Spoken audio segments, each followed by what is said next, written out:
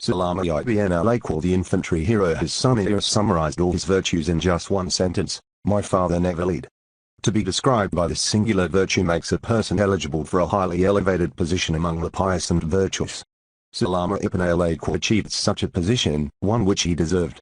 Salamah was one of the rare Arab spearmen, but he was also famous for his courage, generosity, and charitable deeds. He sincerely submitted himself to Islam. Then it was Islam that melded his personality according to its system. Salamah was one of those who attended the Pledge of al-Akwa. In a.h. 6, the Prophet, P.B.U.H., and his companions aimed at visiting the awkward house in Mecca, but the Quraysh hindered them from doing so. The Prophet, P.B.U.H., sent Uthman ibn Affan to tell them that he came as a visitor, not as a fighter. While they awaited Uthman's return, a rumor spread that the Quraysh had killed him. The Prophet, P.B.U.H., sat under a shady tree to take the companions' oath of allegiance, one by one. They gave him their word to be ready to die. Salamah reported, I swore the oath of allegiance in front of the Prophet to be ready to die. Then I stepped aside. When the crowd of people nearly ended, the Prophet, P.B.U.H., said, O Salamah, aren't you going to swear your oath of allegiance? I said, I've already done that. He said, again. I swore the oath again. Salamah had redeemed his oath long before the day. He redeemed it since the day he admitted that there is no God but Allah and Muhammad is his messenger. He said, I joined the Prophet, P.B.U.H., in 7 battles and joined Zayd ibn Haritha in 9 battles. He was one of the most skillful warriors as an infantryman and one of the best to shoot arrows and throw spears. His tactics were similar to present-day guerrilla warfare. If an enemy approached, he retreated waiting for him to move backwards or to take a rest, in order to attack him by surprise. In this way he was able to chase alone the force led by Urin ibn Hisnail, which raided the environs of al-Madinah in the Dakar raid totally alone. He followed their traces, then continued fighting and pushing them away from al-Madinah until the Prophet, P.B.U.H., reached him with a great number of companions. On the day the Prophet, P.B.U.H., said to the companions, our best infantryman is Salamah ibn al-Akwa.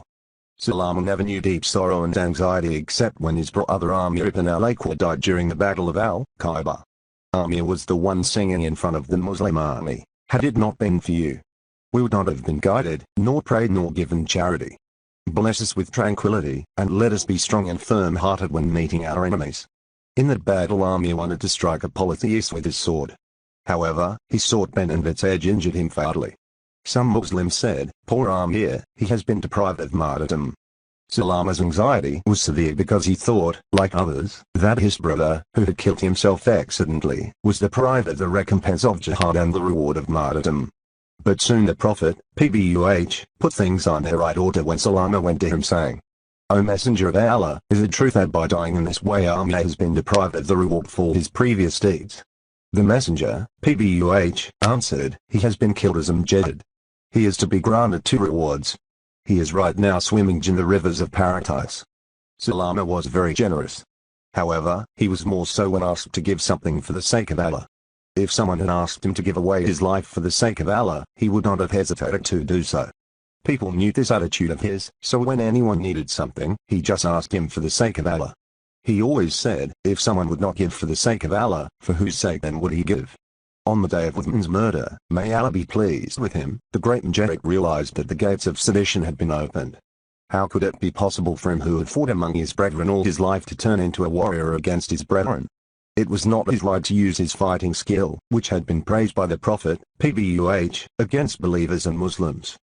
It was therefore more proper that he carry his belongings and leave al-Madinah for a place called Arabza, the same place to which Abdullah chose to emigrate and settle. Salamah spent the rest of his life at Arabza. In a.h. 74 his burning desire took him to al-Madinah, where he spent 1 or 2 days as a visitor, and on the 3rd day he died.